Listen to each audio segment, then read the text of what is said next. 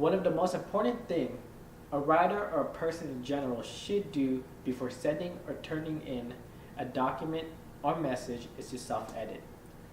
Self-editing serves the purpose of correcting any grammatical errors, but also make sure the paper sounds professional and the right audience and tone is being addressed.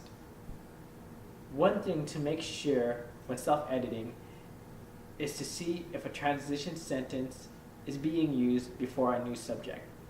Transition sentences help organize the message so it doesn't look like the writer is jumping from one subject to another. This would also make the message sound professional and smooth. Though transitions are important, the content of the message is always important when self-editing.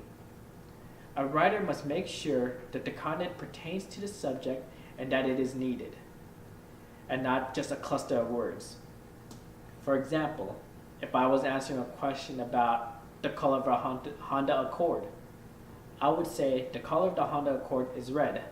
I would not say that the color of the Honda Accord, which I bought from a dealership for $10,000, is red. The question does not ask that, nor does the person who asked the question need to know that information. People want to get to the point and not waste time with unneeded information. Sometimes less is better. Another important reason to self-edit is to make sure the message is understandable to the recipient so there is no confusion. An example of this is if I send out a message that says, "Can I please get the document in at 8?" The recipient might get the message and ask, which 8? 8 a.m. or 8 p.m.? It is good to self-edit to make sure that all the fine details are in place. This prevents confusion and time from the other person replying back to ask the question.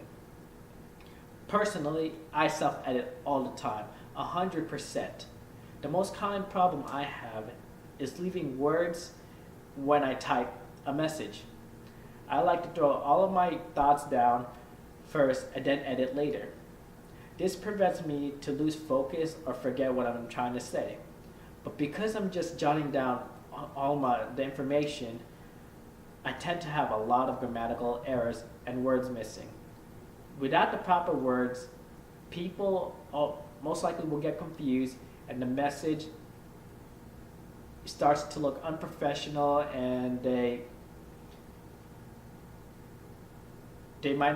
recipient might not take it seriously.